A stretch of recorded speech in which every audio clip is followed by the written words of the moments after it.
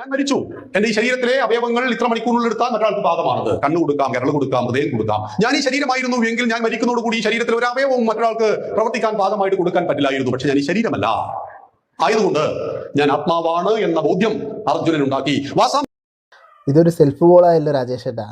അതായത് ഈ ആത്മാവില്ല എന്നുള്ളതിൻ്റെ ഏറ്റവും വലിയ തെളിവാണ് മനുഷ്യ ശരീരത്തിൽ നിന്ന് അവയവങ്ങൾ, മനുഷ്യൻ മരിച്ചു കഴിഞ്ഞാലും ശരീരത്തിൽ നിന്ന് അവയവങ്ങൾ മറ്റു ശരീരത്തിലേക്ക് മാറ്റിവെക്കാൻ കഴിയുന്ന ഈ അവയവ മാറ്റ ശസ്ത്രക്രിയ എന്ന് പറഞ്ഞാൽ ആത്മാവില്ല എന്നുള്ളതിൻ്റെ ഏറ്റവും വലിയ തെളിവാണ്. മനുഷ്യ ശരീരത്തിൽ നിന്ന് ആത്മാവ് വിട്ടു പോകുന്ന പ്രക്രിയയാണ് മരണമെങ്കിൽ മരിച്ച് കുറേ സമയത്തേക്ക് നമ്മുടെ ശരീരത്തിലെ മിക്ക അവയവങ്ങളും കുറേ അവയവങ്ങളും ജീവനോടെ ഇരിക്കാനുള്ള കാരണം എന്താ? അപ്പോൾ ആ ശരീരത്തിൽ നിന്ന് ആത്മാവ് പോയിട്ടില്ല എന്നുള്ളതാണോ അതിൻ്റെ അർത്ഥം? അല്ലെങ്കിൽ ആ ആത്മാവ് സ്റ്റെപ്പായിട്ട്, അതായത് നമ്മളെ ഓരോ കോശത്തിൽ നിന്നും ആത്മാവ് വ്യത്യസ്ത സമയങ്ങളിലാണോ ആത്മാവ് നഷ്ടപ്പെടുക?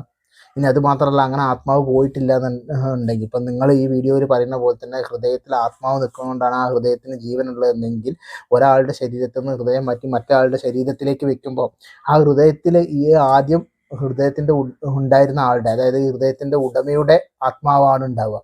അയാളുടെ ശരീരത്തിൽ ഓൾറെഡി ഉള്ളൊരു ആത്മാവാണ് ഉണ്ടാവുക. അപ്പോൾ ഈ രണ്ട് ആത്മാക്കും കൂടി ചേർന്നിട്ട് അയാളുടെ ശരീരത്തിൽ പിന്നെ ഒരു ആത്മാവിൻ്റെ ഒരു എന്താ പറയുക, ഒരു കൂട്ടിക്കുഴഞ്ഞിട്ട് ആകെ സങ്കീർണതകൾ കോംപ്ലക്സ് ആവാൻ സാധ്യതയില്ലേ? അപ്പോൾ അയാളുടെ ശരീരത്തിൽ ശരിക്ക് ഏത് ആത്മാവാണ് ഉണ്ടായിരുന്നത്? ഈ മാറ്റിവെച്ച ഹൃദയത്തിലുള്ള ആത്മാവാണോ ഉള്ളത്? അയാളുടെ ശരീരത്തിൽ ആദ്യമുള്ള ആത്മാവാണോ ഉള്ളത്? അപ്പോൾ ഇതൊരു സെൽഫ് ഗോളാണ് നിങ്ങൾ അടിച്ചത്. ഈ ആത്മാവ് എന്ന് പറഞ്ഞ ഒരു സങ്കല്പം ഒരു അന്ധവിശ്വാസമാണെന്നുള്ളതിൻ്റെ ഏറ്റവും വലിയ തെളിവാണ് നമുക്ക് ശരീരത്തിൽ നിന്ന് അവയവ മാറ്റ ശസ്ത്രക്രിയ ചെയ്യാൻ കഴിയുന്നത്. നമ്മളെ കണ്ണൊരാൾക്ക് വെക്കുന്നു, ഹൃദയം വേറൊരാൾക്ക് മാറ്റി വെക്കുന്നു, കരൾ വേണമെങ്കിൽ വേറൊരാൾക്ക് മാറ്റി വെക്കാം. ഇതിലൊക്കെ വ്യത്യസ്ത ആത്മാവുകൾ ഉണ്ടെങ്കിൽ ഈ ആത്മാവുകൾ തമ്മിൽ എന്താ പറയുക, കൂടി കലർന്നിട്ട് ഒരു ആത്മാവിൻ്റെ മിക്സ്ചർ ഉണ്ടാവാൻ സാധ്യതയില്ലേ? അപ്പോൾ ഇത് ആത്മാവ് ഉള്ളത് കൊണ്ടല്ല ഇത് നിലനിൽക്കുന്നത്. നമ്മുടെ ശരീരത്തിൽ സെൽ ഡെത്ത് സംഭവിക്കുന്നത്, കോശമരണം സംഭവിക്കുന്നത് ഒരു ഒറ്റയടിക്ക് സഡൻ ഡെത്തായിട്ടല്ല സംഭവിക്കുന്നത്. മറിച്ച് പല ശരീരഭാഗങ്ങളുടെയും ജീവൻ നഷ്ടപ്പെടുന്നത്, അവരുടെ കോശങ്ങൾക്ക് മരണം സംഭവിക്കുന്നത് പല സമയത്ത് ആയതുകൊണ്ടാണ് നമുക്ക് ഈ അവയവ മാറ്റമൊക്കെ ചെയ്യാൻ കഴിയുന്നത്. അപ്പോൾ പല സമയത്താണ് പല അവയവങ്ങളും മരിക്കുന്നത്. ഇപ്പോൾ ചില സമയങ്ങളിൽ അവയവങ്ങൾ 2 മണിക്കൂറിന് ശേഷം, ചില 6 മണിക്കൂറിന് ശേഷം, അങ്ങനെ മെല്ലെ ഉള്ള ഒരു പ്രോസസ്സാണ് ഈ മരണം എന്ന് പറഞ്ഞത്. അത് ഒറ്റയടിക്ക് സംഭവിക്കുന്നതല്ല.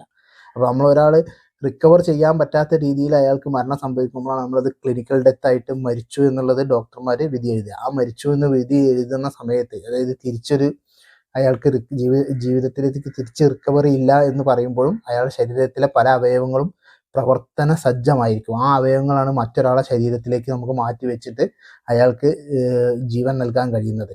അപ്പോൾ അതൊക്കെ ആധുനിക ശാസ്ത്രത്തിൻ്റെ വലിയൊരു കണ്ടുപിടുത്തമാണ്. അതൊക്കെ